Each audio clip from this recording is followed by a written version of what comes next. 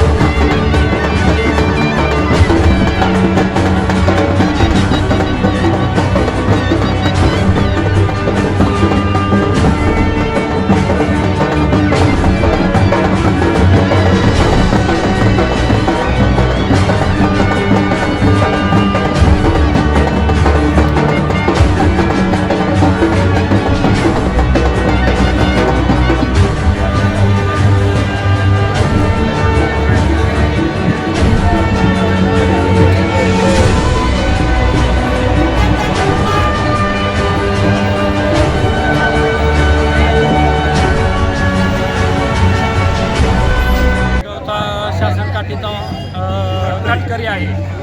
आपली काठी नायगावमधून निघते। नायगावमधून आपली काठी एकादशी दिवशी निघते। त्यानंतर आपण प्रथम लोणंदमध्ये प्रथम रात्रीच्या मुक्कामाला येतो।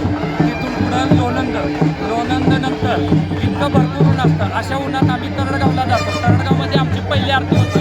पहिली आरती झाल्यानंतर आम्ही रात्रीच्या आरतीला भर उन्हात दुपारचं साखरवाडीला जातो। साखरवाडीतली संध्याकाळची आरती होते। तिथून पुढं आम्ही जिंती